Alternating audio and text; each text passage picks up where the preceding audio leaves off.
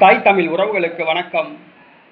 திருச்சி கிழக்கு தொகுதி இடைத்தேர்தல், திமுக முன்னாள் அமைச்சர் போட்டி என்ற தலைப்பில் இந்த காணொளியை காண்கிறோம். திருச்சி கிழக்கு தொகுதி இடைத்தேர்தல், திமுக முன்னாள் அமைச்சர் போட்டி என்ற தலைப்பில் இந்த காணொளியை நாம் காண்கிறோம். திருச்சி கிழக்கு தொகுதி ஜோசப் விஜய் வெற்றி பெற்று ராஜினாமா செய்த தொகுதி. அந்த தொகுதிக்கு தேர்தல் நடைபெறுகிறது. தமிழக வெற்றி கழக வேட்பாளராக திரிசா நிறுத்தப்படலாம் என்று கூறப்படுகிறது. சகாயம் IAS நிறுத்தப்படலாம் என்று கூறப்படுகிறது. திரைப்பட நடிகர் லாரன்ஸ் போட்டியிடுவார் என்று எதிர்பார்க்கப்படுகிறது. அண்ணாமலை போட்டியிடலாம் என்று கூறப்படுகிறது.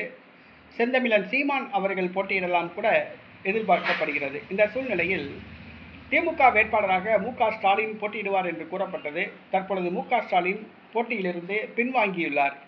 திருச்சி கிழக்கு தொகுதி இடைத்தேர்தலில் திமுக வேட்பாளராக திருவெரும்பூர் தொகுதியில் போட்டியிட்டு தோல்வியடைந்த பள்ளி கல்வித்துறை முன்னாள் திமுக அமைச்சர் அன்பில் மகேஷ் பொய்யாமொழி போட்டியிட உள்ளதாக கூறப்படுகிறது. நடைபெற்று முடிந்த சட்டசபை தேர்தலில் அவர் போட்டியிட்டு தோல்வியடைந்தார். மீண்டும் சட்டசபைக்கு செல்வதற்காக இந்த முயற்சி எடுக்கப்படுவதாக கூறப்படுகிறது. திருச்சி கிழக்கு தொகுதி இடைத்தேர்தலில் திமுக முன்னாள் அமைச்சர் அன்பில் மகேஷ் பொய்யாமொழி போட்டியிடுகிறார். தமிழக வெற்றி கழகம் சார்பில் வேட்பாளர் யார் என்று முடிவு செய்யப்படவில்லை.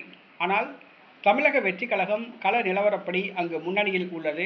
திமுக 3வது இடத்தை தான் பிடிக்கும் என்று கூறப்படுகிறது. திருச்சி கிழக்கு